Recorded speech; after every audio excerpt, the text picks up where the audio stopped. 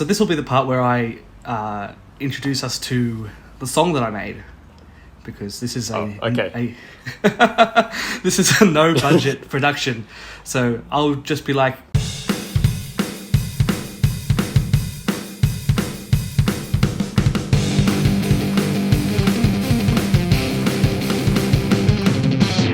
and there the song has played.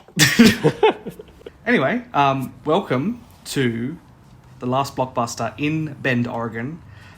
If any of our social media at the moment says Bent, Oregon, I apologize. I did just realize that I was going to say something, but I wasn't sure because you named it. I wasn't sure if it was meant to say Bent, but I kind of like it. Look, no, I'm in the process of changing everything that we've not trademarked, but we've claimed to Bend. You know, our past and present tenses are that they're open to interpretation. First episode. How are you feeling? I don't know. I am ready. I'm ready to talk about Adam Sandler. I'm ready to talk about all the other things we have planned today that don't include Adam Sandler. Yeah, I know. You included an Adam Sandler segment just to get to me personally. Yeah. You're not a fan of the. You're not a fan of the sand. Yeah, I am known for my dislike of two particular things, and that is most anime and Adam Sandler. Look, people are going to be upset about that, particularly, because I feel like Adam Sandler and most anime are treasured pop culture items. Well, ironically, today we're talking about like our favorite movies of all time to get us started, and spoiler alert, one of them is a Japanese animation, so I've already contradicted myself in the first 2 minutes of our of our first episode. And with any luck, you know, one of your other favourite films might just happen to be an Adam Sandler film. You know, you might change the script at the last session and be like, actually, now that I think about it, Pixels, starring Adam Sandler, is the best film ever made. And just switch up everything entirely, and that's where we're going to go. I hate every word coming out of your mouth right now. Well, I think we should introduce ourselves. Finn, I'll let you go first. Oh, well, hello. My name is Finn. I like movies, and that is why I am here. That's fantastic. Well, my name is Holden. I also like movies. That is why I am here. And I think, you know, we kind of discussed that there comes a time in every white dude's life, every white dude in their early 20s, where a road diverges and they have to decide, are they going to make a podcast or not? It's kind of a coming of age thing for us Zoomers. The story behind the inception of this podcast was Holden texting me out of the blue one day saying, do you want to start a podcast? Exactly. Of course, me being just a sheep and following the crowd, I said yes. There's really not much to do at all. I'm kind of going crazy with the lockdown and things. Most places, you know, they've had this vaccine thing under control. They're just kind of letting the public run wild. It's like, get a vaccine and go play. And if you don't want to get one, then just die. Have fun. But we're kind of in a purgatory at the moment where some people have vaccines, a lot of people don't have vaccines, and we can't really do anything. So I've kind of reached peak insanity. Well, the lockdown has pretty much messed up the movie going experience for the past year and a half now. We've been stuck at home, and you know the big companies are afraid to release anything because it's not going to make any money because people can't go out to watch it. That's right. And there was a limbo period there in which we did have the opportunity to go back to the theatre, and I saw Black Widow. That was the last film I saw in the theatre. I also went to the the cinema, our local cinema to see Black Widow. Yeah, and then not long after, everything's closed again. Got nothing to watch. Well, it turns out there's plenty of films out there. We'll get through them eventually. But did you hear about Scarlett Johansson suing Disney for not exclusively releasing it in cinemas for the agreed upon amount of time? No, I did not hear about that. Well, apparently they promised her that it was gonna be like a cinema only release for a certain amount of time before it was on premiere release on Disney Plus. But I believe it was a pretty coincided release on both platforms, which she's suing for monetary loss for that one. So get that bag, honestly. Look, even celebrities have had trouble in the lockdown. Just ask Gal Gadot with her celebrity-clad rendition of "Imagine" by John Lennon.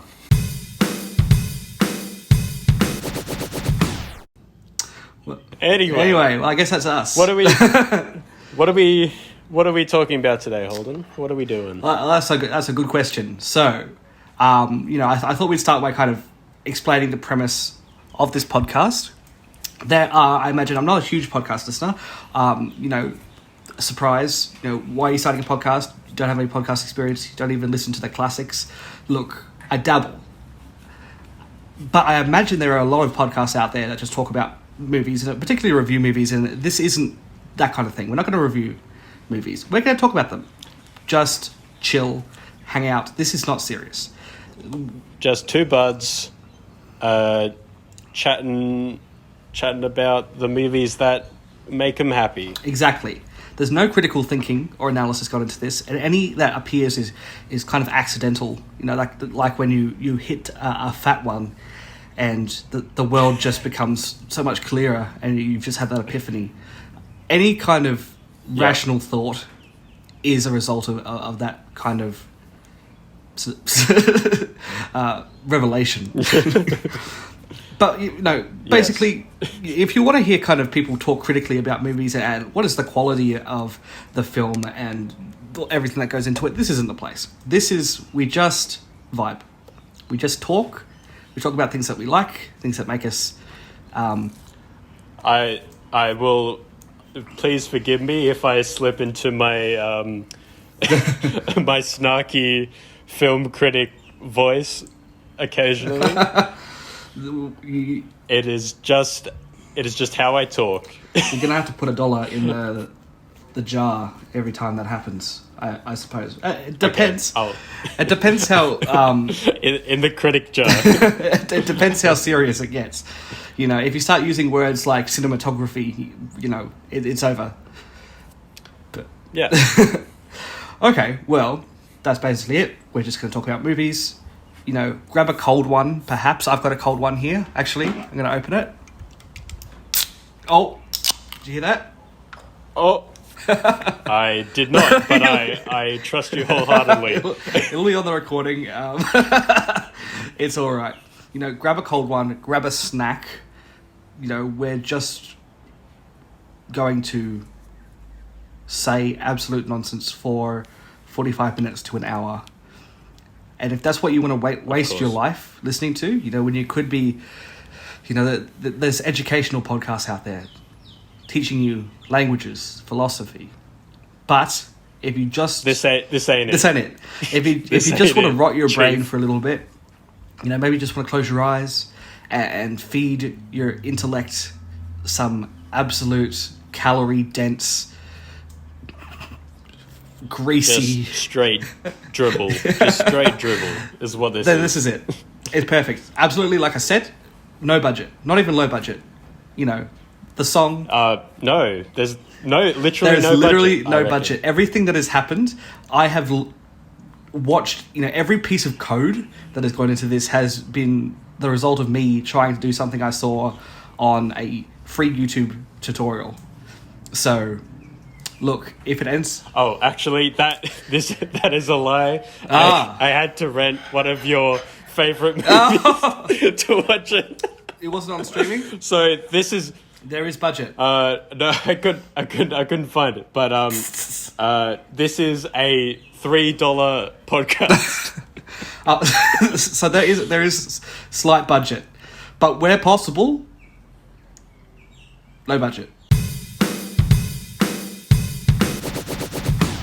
Yeah, as I said before, this isn't like our greatest list of movies that we think are, the most intellectually stimulating. These are just the films that make us happy, and I suppose it's the films that we've chosen to like represent ourselves in a way, I suppose. Exactly. Yes, we're going to talk about our favorite movies. Like Finn said, it's not movies we believe to be the best, creatively, not necessarily the best direction or the best crafted movies. It's just movies that, if someone says, what's your favorite movie? It's this. There are some pretty good things about these movies that do have critical merit. Mostly, it's not kind of just absolute... it's not Tommy Wiseau's The Room. Which is the greatest movie of all time. We'll talk about that eventually, but, these movies... we do seriously think they're good. Not just in a haha funny Tommy Wiseau said funny word and that make me laugh and I give 5 stars. That's for another day. That's for next time, actually. Well, next time we'll talk about So Bad It's Good movies, and we'll talk about Tommy and James Corden in Cats and how... Yes, please. Absolutely. Bring that upon me. All right. Finn, what is your first film of discussion today?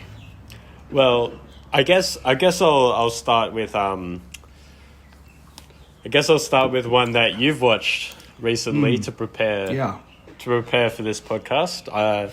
The Princess Bride, and I've honestly, I don't know if I'd love this movie as much as I do if I didn't watch it incessantly. Yeah. When I was in the early developing stages of my brain. It's funny how that happens when we're kids. We're just like, we find a movie that's somewhat interesting and just watch it over and over and over again. Well, I don't... I think that watching The Princess Bride has formed me as a person to a very... to every level of my being, I would say. On just like a service level, I think this film is just the purest form that a movie can take in the way that the characters are just like, they are the archetypes that characters have been built upon throughout the generations. Like you have the classic hero that is is he bad? Oh no, he's unmasked. It's the good guy. You have the wacky sidekicks who have their own journey. Yeah.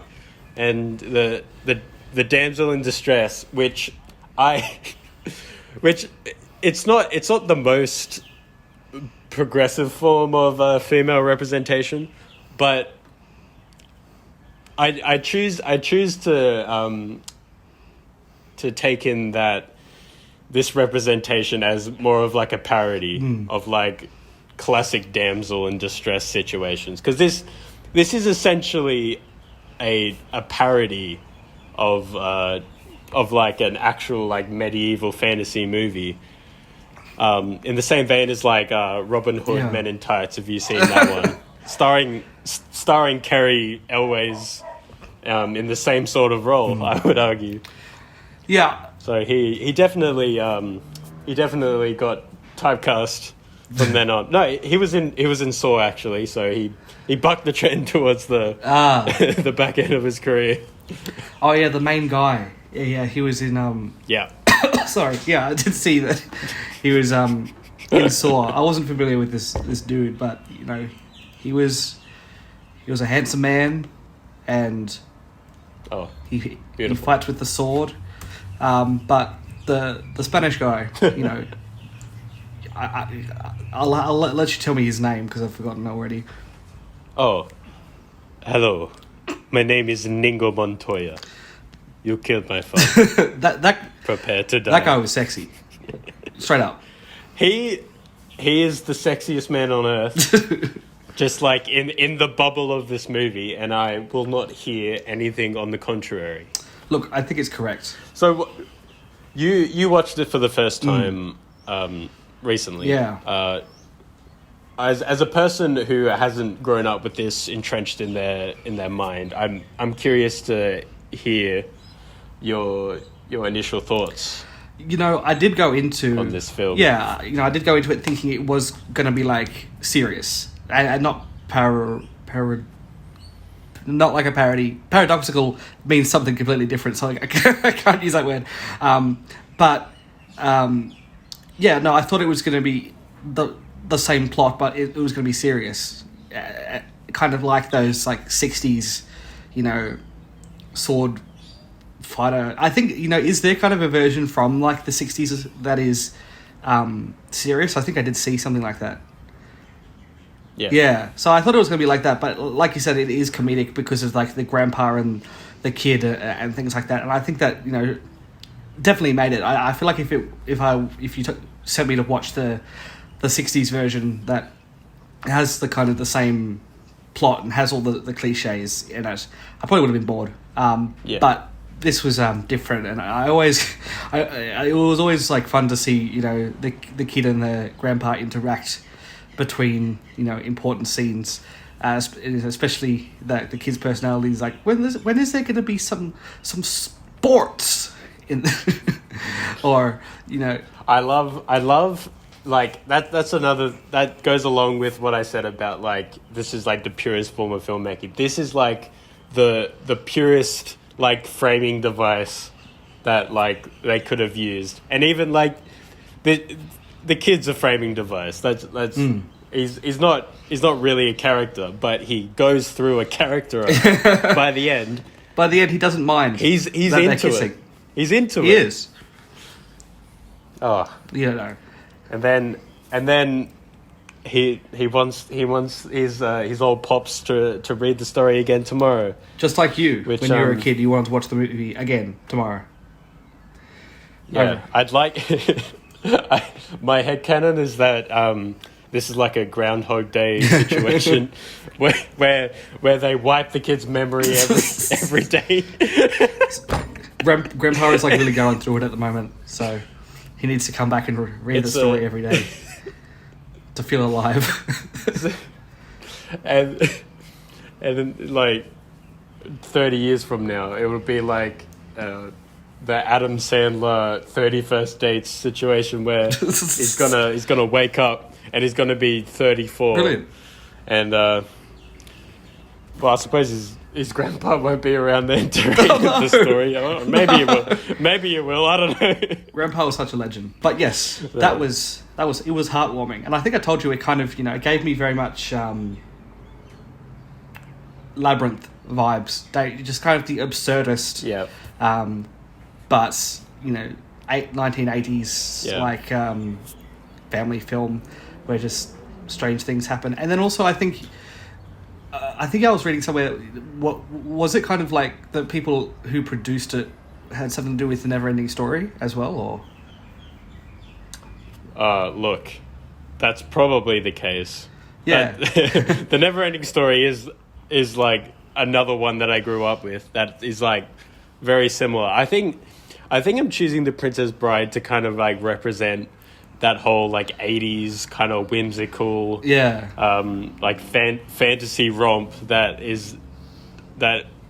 I just can't get enough of. I wish they made like just movies that were like with the effects of the 80s terrible like and puppets and things running around. Like they're not even that bad. I've seen worse like effects, with like when they're trying to do it all digitally. Sometimes practical is just works, and it's perfect. I'm putting the mad claims out here now.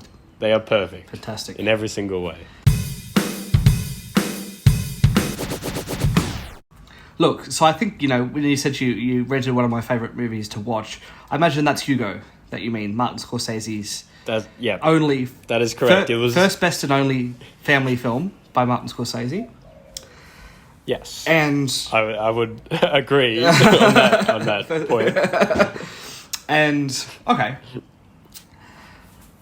There's where to start, basically.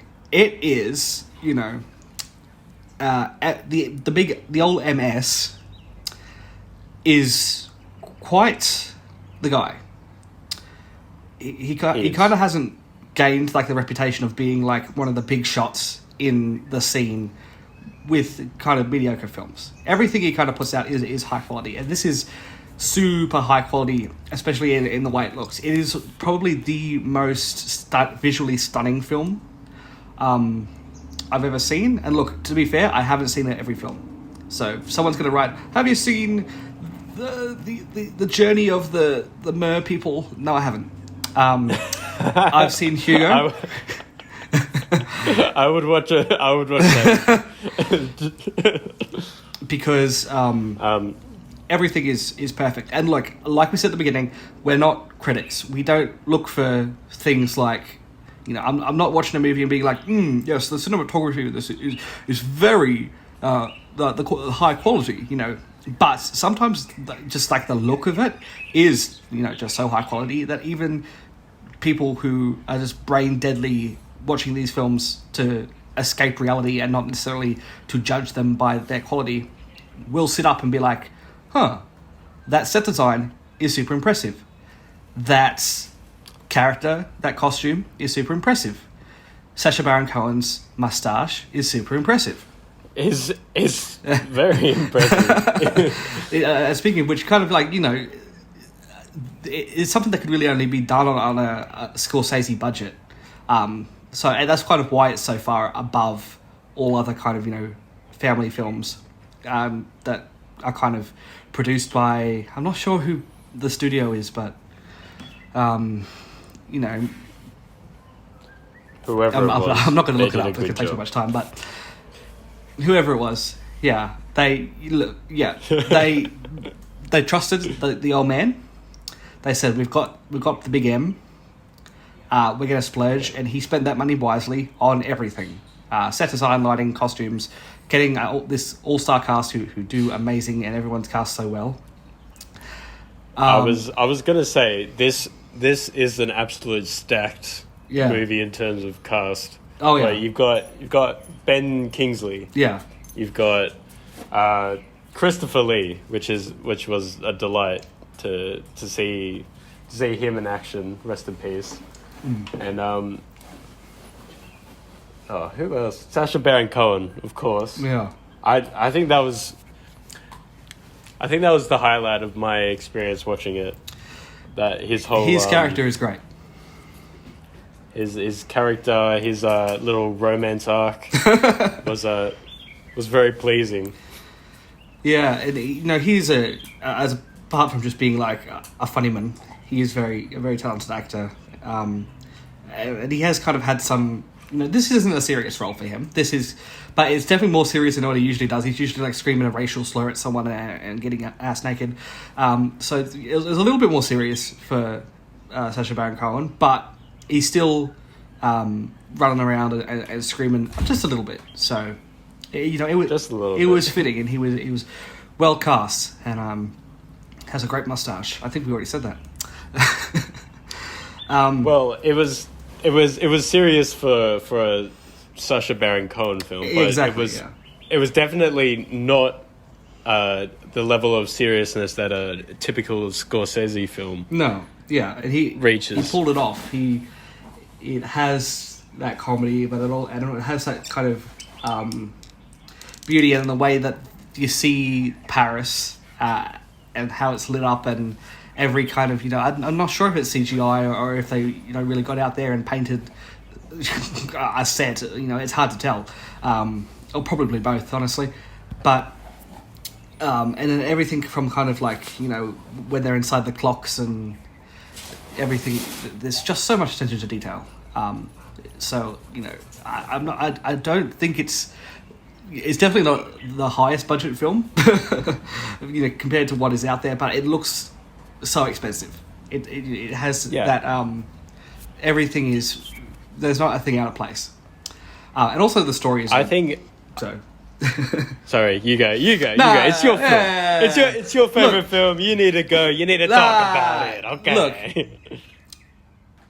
Looking at the pretty picture aside, the story is good as well, and it's very interesting. It talks about Paris in the 1920s and how, or just France in the 1920s, because I'm not sure what events were going on where, and the invention of cinema, as well as there's kind of like a side plot, or Ben Kingsley's side plot,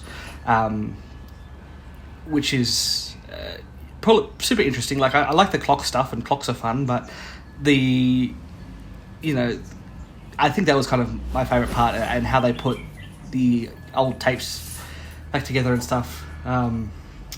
It's been a while since I watched it, but I do remember there's like a plot about Ben Kingsley's character's film career that makes him really emotional, and that was super interesting. Yeah. If you don't know a lot about, you kind of go into it thinking, oh, this is going to be just a fun film about clocks and being an orphan in Paris, and it is. But then, there's more. There's always more. I think the standout for me is like just the atmosphere that the film creates, and the especially the score, the French inspired score for the film was, I found myself like, usually like either it's like a really great film that like blends in the score so seamlessly into the movie that like you barely notice it, and it's just like a excellent accompaniment. Yeah. Or like it's a terrible intrusive film score that you're like, I just want them to shut up right now. But I did find myself just like noticing the sound design and the score in a way that it didn't overtake the film. It just like it made me feel like I was in a little French cafe and just sipping my espresso and just, I don't know, walking around breathing in the train steam. I don't know what comes out of the train. Is it steam or is it smoke? Look, it is like the 1920s, so I think it's probably steam. Okay. They good to know. They had those like the little dudes chucking coal in the engine. Glad we kind of moved on from that, because that sounds exhausting. I think a good way to transition to a different movie would be to like keep talking about how like atmosphere is important, and how like by atmosphere and just like mood alone, like a film can just whisk you away to a train station in France, or in this case a weird Japanese spirit island in the middle of a body of water. I don't know. Who knows? But Spirited Away. Yeah. Spirited Away is by far visually my favorite film of all time. And I think like in the ways that I hate a lot of anime, this kind of like pulls it in a different direction. All of the movements are fluid, and all of the I don't know how to explain it. It's just like so comfy and warm. Yeah. And so it's it's like delicious in my eyes is how I can describe it.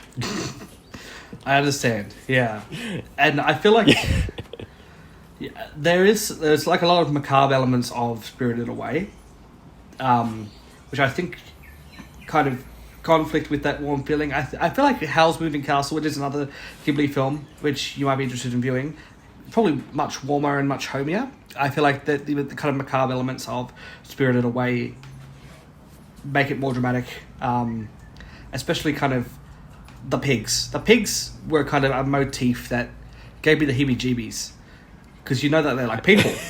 And so there's just pigs just like wandering around looking depressed. It's like, oh, well, that's someone's nan that's just been transformed. You know, it was kind of unsettling. But when it is warm and fun and it is. But then when dirt monsters inhale people, that also happens. A little bit of spice, I would say. Yeah. Mm.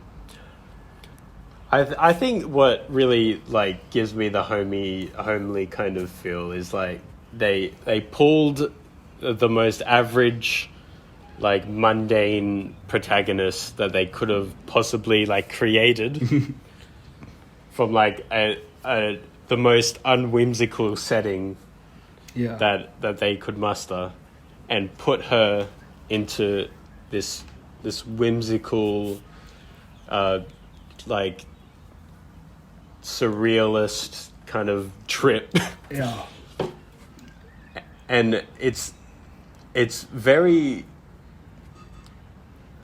I think it really helps to kind of get that juxtaposition and like give that grounded kind of perspective on like how someone would react to all this bonkers bananas stuff that's happening to her.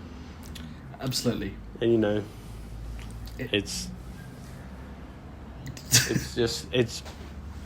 and the score is one of my favorite, like by I believe his name is Joe Hisashi, who composed the score for this film. He's an absolute genius in terms of film scoring. I believe he's done most, if not all, of the other Studio Ghibli films.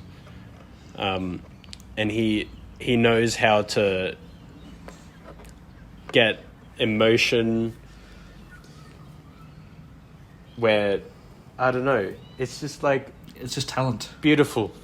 It's beautiful and it's talent. And I could seriously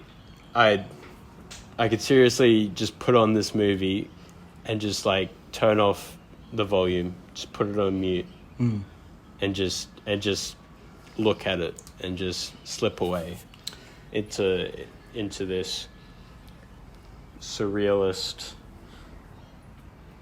jumble of fantastic animation and beautiful character design. It's fantastic. Yeah, the illustration is it is unique, and I think that goes for all the Ghibli films. They do have a very unique style of animation that is so comfortable. You know, sometimes you know, we kind of get used to watching CGI stuff like these days, you know, when we watch animation and things, and the movement is very realistic. You know, they're just trying to just realism with Western animation and CGI and things like that. But sometimes you just want a little bit of magic, and it is kind of the way they draw things and the colours they use and the physics of how things move is unique.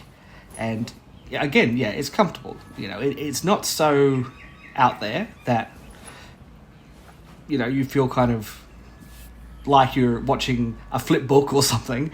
It it flows, but it flows in its own way. It does its thing. I think it's, you know, I agree. There's something about it that is a little bit hard to explain, just about how it's drawn and how all the colours and characters and elements, all the elements come together. especially particularly the surrealism, which it was strange.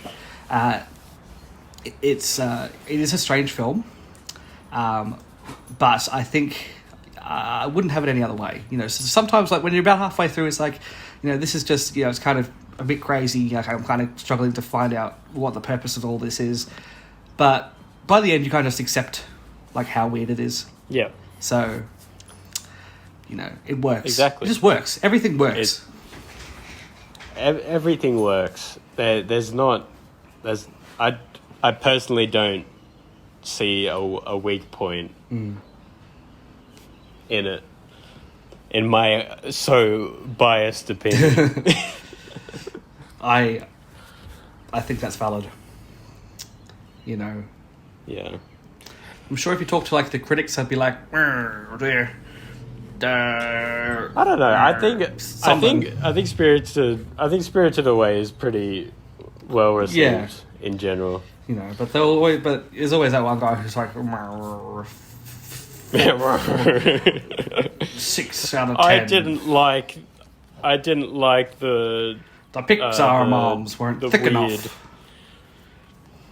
Where is the transforming trucks? Good point. Good point. Where are the transforming? Michael Bay Spirited Away reboot, perhaps? That would be an absolute fever dream, but I don't know how he'd pull it off. I kind of want to see it. It might kill Michael Bay to try and write that. Well, my favourite film, and look, there are just so many films out there. It takes a lifetime to decide what your favourite film is. And I'm pretty confident in saying that the Disney film Mulan from 1998 is my favourite film. Just number one. Look, Shrek 2 and Time After Time and Hugo, they're all up there, but Mulan is number one. Yes. Because of cultural impact, of having the best, just the best everything. The best princess, the best prince, even though Li Shang is just like he's not a prince, he's a general. Best sidekick with Eddie Murphy's Mushu. Best, yes. The three dudes, like there's a little chunky one, and then there's the long skinny one, and then there's the circular one. I don't remember their names. I'm sorry. It's. I'm not even gonna go there. I'm not gonna touch it. But not gonna attempt. Best comic relief trio, just the best everything. Everyone is perfect. Everyone's motivations are perfect. The way the conflict is resolved is perfect. The way they tackle all the kind of socio-political issues, just subtly enough that kids grow up and they with like a better, well-rounded understanding of some of the concepts that are covered, without it obviously being preachy. Without a Christian mum can put this on and be too dumb to understand that this is textbook feminism, but their kids will absorb it. They're like little sponges. They'll watch Mulan a few times and all of a sudden, boom, leftists. That's me. I was one of those spongy brains. Sponge. Because I think I watched it it was either history class or strangely religion class. I don't know why I think it was there, but I think I have a very specific visual memory of sitting down in one of the religion class rooms and watching Mulan. There is no inappropriate time to watch Mulan, so I understand that completely. It's just, these days, big film studios, obviously we see kind of people complaining a lot. And by people, I kind of mean like little incels. Like, there's a woman in this movie, oh no. And other things. They apparently Hollywood... Well, as you know, if there are too many female leads, males will like disappear off the face of the earth. They'll get That's how snapped. that works. Yes, exactly. Yeah.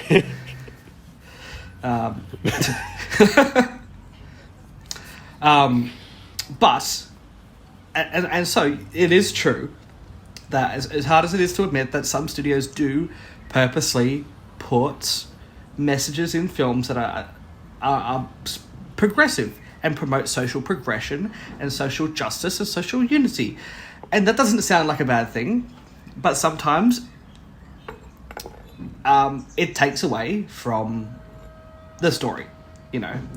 And when that happens... Well, sometimes it's not for, like, the right reasons as well. Yes. Sometimes it's to just, you know, if we have more of a diverse audience, we have more of a diverse bank account, right? Right. Yeah. Exactly. And if they make it too obvious, then the small-brained incels will notice.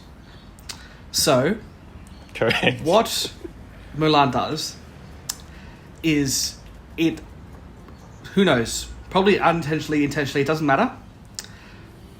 Is so socially progressive but is still so good quality-wise, like... The writing is good, characters are good, songs are the best. You know, they're not just good, they're the best. The Mulan songs are the best Disney songs.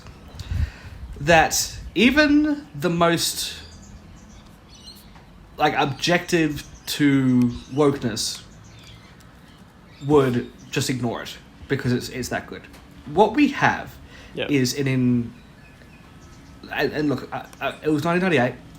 I do not think that, I'm not sure if there were any Chinese writers on the team, but the original source material is and from an ancient Chinese poem. So look, if we really if we take it all the way back, it is inspired by, you know, some white guy didn't just make up the story of Mulan. It did exist.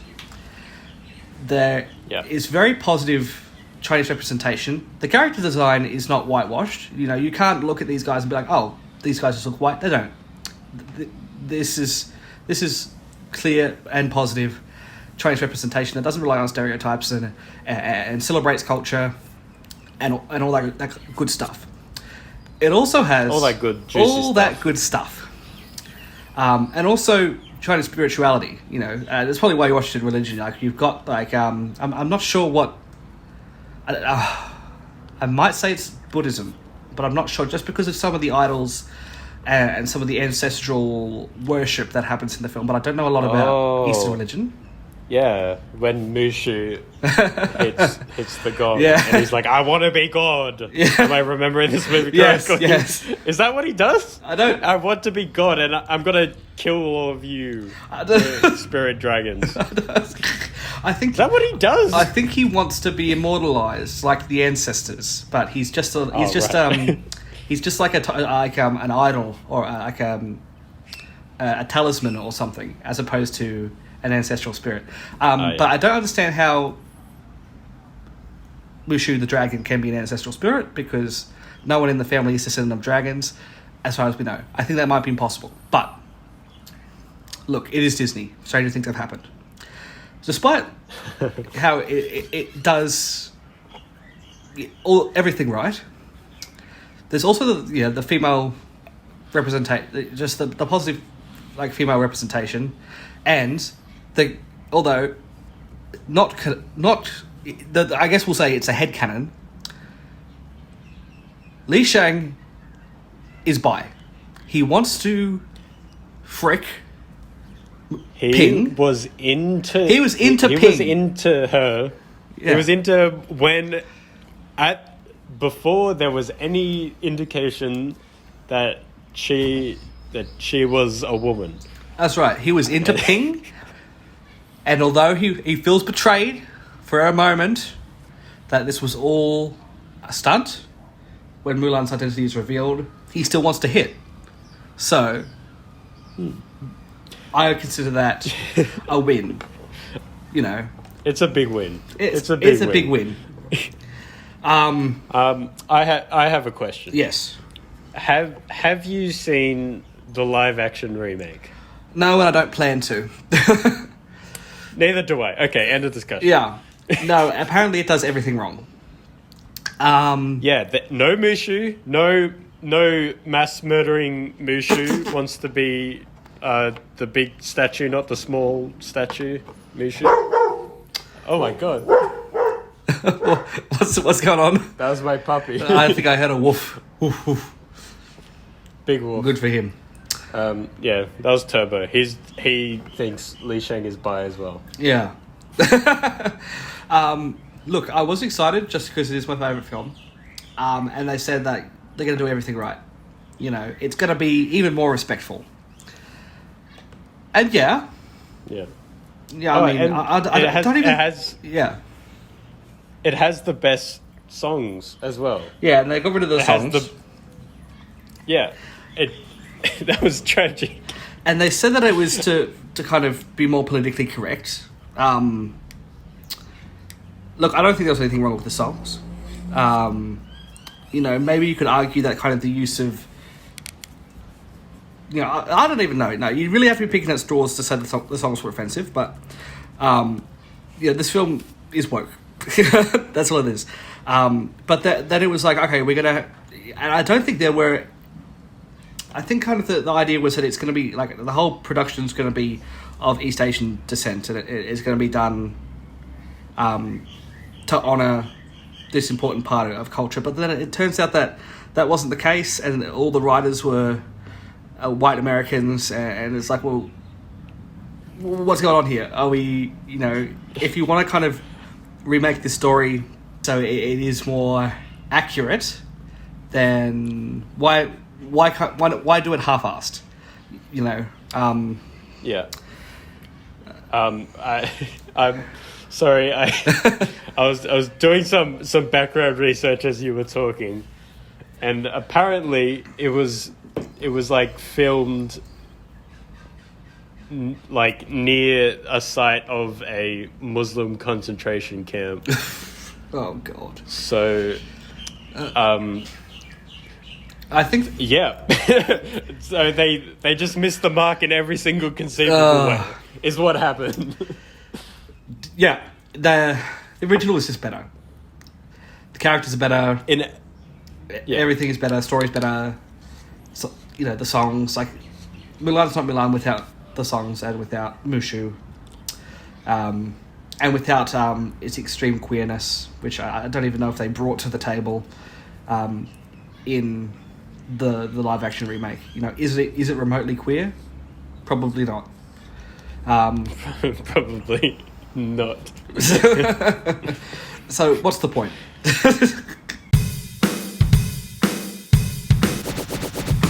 I think it's time to wrap up.